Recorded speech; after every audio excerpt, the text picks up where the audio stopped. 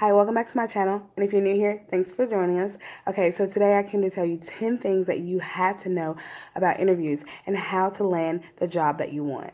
I took a 9-week course on this. I actually came out with an A in the class, so I did pay attention. That's a good thing. I have 10 things that you have to know, 10 rules. If you follow these rules, you have a better chance of getting the job and beating out the competition. So let's get into this video. Shake the dog face. We back again. Don't think it was the last time because we come back again. Hey, it's Shade the Dog Face. Okay, so I'm not going to try to remember all this off the top of my head. I have a list here that I spent 20 minutes writing down notes and all type of things that I just want to make sure that I let everyone know.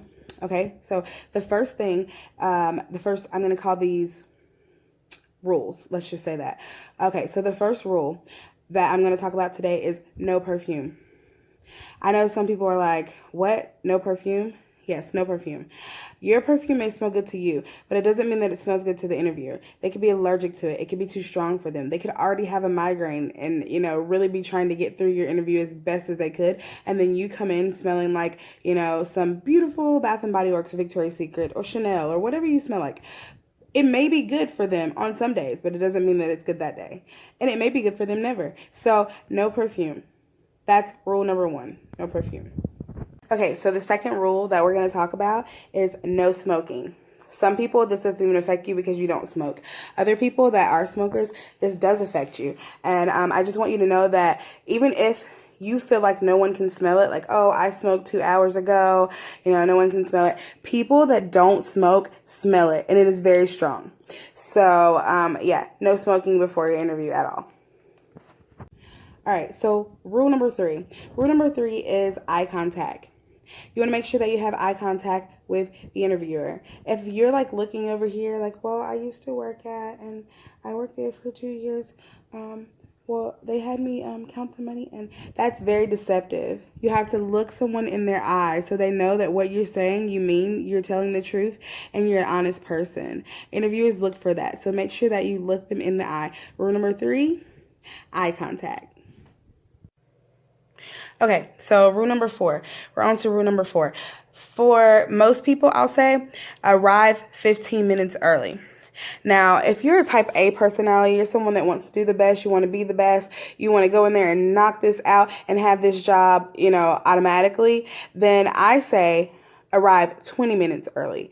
This sets you apart for the competition. Everybody's arriving 15 minutes early. But when you arrive 20 minutes early and you're there before everybody else, already sitting there, they already introduced yourself, they remember you. Hey, you remember that person that was here before everybody else?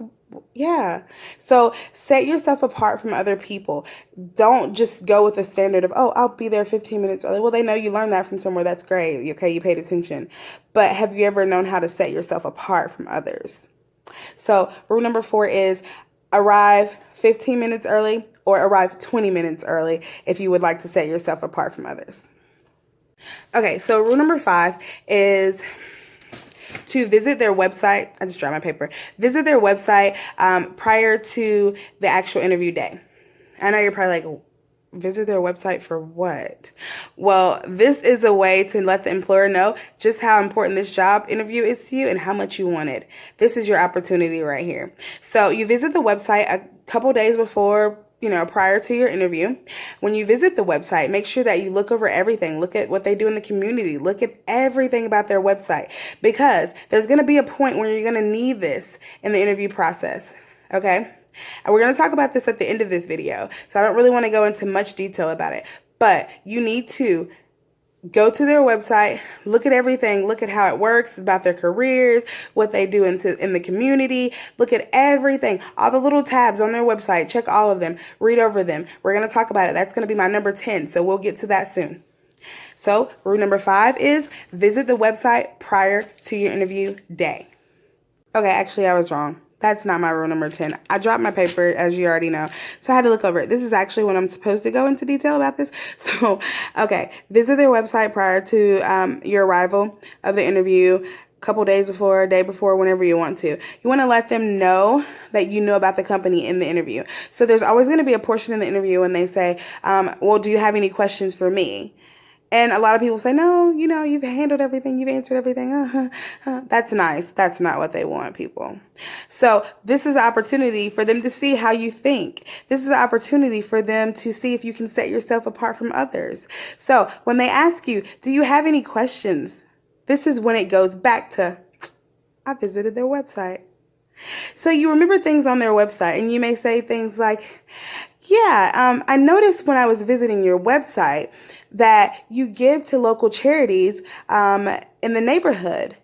Do you also give to Habitat and Humanity? I didn't see that one on there. This lets the employer know this person took time to go to our website. OMG. They care. They want to be here. They're dedicated. They're type A personality. I think we may need them around here. This is the opportunity whenever they say, do you have any questions? You can say, well, actually, I did have a question. I was looking at your frequently asked questions part, and I didn't notice anything about how to get online on your website. Do you not have instructions for people that may not know exactly what to do on the website? Is that something that could be added? All of a sudden, there's like fireworks going off in their head, like, okay, we have to get this person. So this is why you visit the website prior to. And you need to have at least one question ready for them. They don't ask you that part just for you to be like, no, I don't have any questions. No. They ask you because they want you to ask a question. They want communication. They want to see how you think. So have at least one question available. Me personally, I usually have 2 questions available. Just already thought of. You have the upper hand. You're on the website before you even do your interview, so you can go through and pick what's going to be comfortable for you to ask, what you think is a good question, and already have it right here. So when they ask you that, you know exactly what to say. So make sure you have at least one question, and you can use it to show knowledge about the company. And so that makes the employer feel like it's very important for you to be there. All right, and that is rule number 5. So we're going to go on to rule number 6. Rule number 6. Oh, yeah. Rule number 6, make sure you wear comfortable shoes. Okay? You want to wear comfortable shoes to your interview. You don't know what's going to happen at the interview. They could like you and they could say, okay, we're going to actually take you around the facility. Come with me. And they could be walking so fast because this is their everyday thing and this is what they do and they know their way around the place. And you need to be able to keep up. If you don't have on shoes that are comfortable, it's going to be a little difficult. Okay? And for my ladies, we are not wearing stiletto heels, very, very tall heels to an interview. I know you want to be cute. I know you want to, be fierce and all that. That's great. But this is not the time to wear really high shoes. I honestly recommend flats because it's a safer way of, completing your interview. But when you have on those really tall heels, ladies, let me tell you, you have an opportunity to fall. How embarrassing is that? If you fall at your interview, that is so embarrassing. Like, I would be done with my interview at that point, I think. And so you want to wear comfortable shoes. Okay? No falling. That is so embarrassing. All right. So we're going to go on to rule number 7. Rule number 7 for interviews is no gum, no candy. You don't want to be smacking on no gum. You don't want to be eating on candy. The interviewer is not even paying attention to what you're saying at this point. They're just paying attention to what's moving around in your mouth. They're not really listening to your words. You're not selling yourself. You're selling candy. You're selling bubble gum. And also, some candies stain your teeth, and you don't want to go in with like red teeth trying to sell yourself on why you should get this job. Not a good look at all. So my rule number 7 is no gum or candy. Okay? Number 8. I know, I have a hard time with this one. Number 8 is no cell phones. You shouldn't take cell phones to an interview. You don't want them ringing. You don't want to actually lose it because, think about it. A lot of people are nervous when it comes to interviews, right? They're nervous when it comes to having an interview. So you're not really thinking, like you normally would. You could lose the phone, leave the phone, drop the phone, whatever. It's just a hassle. It can be in the car waiting for you. When you finish the interview, your phone will still be there. Your precious little phone will still be there waiting for you. But you don't want ringing. You don't want to lose it. I just don't think, that you should have a phone there. And so that is my rule number 8. And also, if you have to take the phone in for like, okay, I need to look up contacts. I need to look up websites. I don't remember everything that they may ask me and I need my phone for that. That's okay. I've done that before. But turn your phone off. And then when you absolutely need it and need that information, that's when you turn the phone on. And you excuse yourself to the interviewer, like, I have some things I need to pull out of my phone to get the correct information for you, so I'm going to turn my phone on. And that's just kind of let them know, like, yeah, I had my phone, but it was off. And I'm pulling it out to get this information. And yes, I am on my stuff. You should hire me. So that's my rule number 8. All right. Rule number 9. Rule number 9, I think it's very important. It just shows that you are attentive and that you try to make sure you handle everything before anyone even has an opportunity to talk to you about it, which is a good thing because employers don't want to like be on your back all the time. They want you to just like take initiative and do what you're supposed to do. So rule number 9 is bring all the normal documents. When I say normal documents, I mean your license, your birth certificate, your social security card, degrees, any certifications or acknowledgments that you may have had at work, in college, wherever, your cover letter, your resume, and your references. Your references is a big thing. You want to make sure that you have your references. Don't you go to that interview and have them ask you, can you send the references back? You just lost out. If that happens, you just lost out. Okay. So employers take their references and whoever gives them the reference first is the reference that will get a call first. So if an employer is interviewing 5 different people for a job and everybody has their references with them and you were the one that didn't bring yours and they have to say, oh, can you email it to me? Well, when all the interviews are over and that person's, on with their day, they have all the other references. They can start calling those people. They have a stack of them. They can start calling them. They can't call yours because they don't have them yet. So you want to make sure that you bring your references. And that is rule number 9. So we're going to go into rule number 10. Rule number 10, this is very important.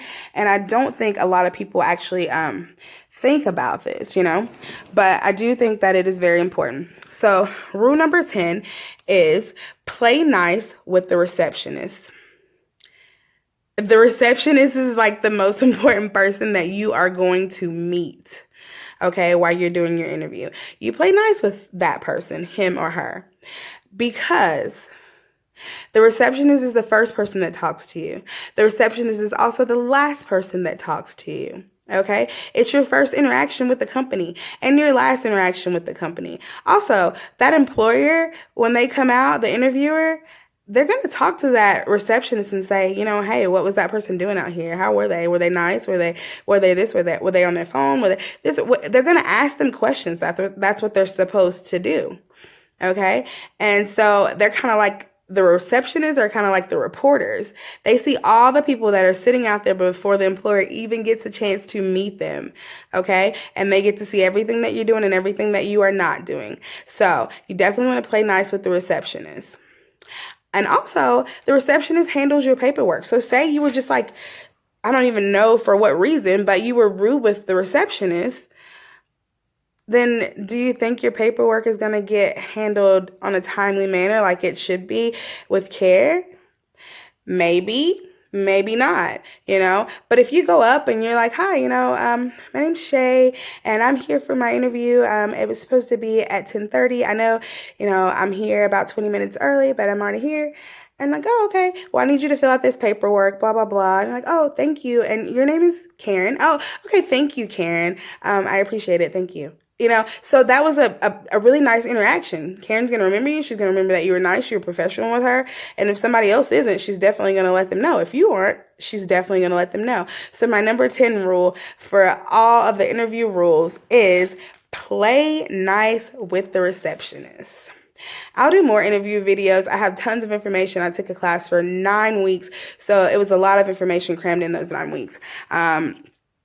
But for now, I'm going to end this video, and I hope everyone has a blessed day. Bye.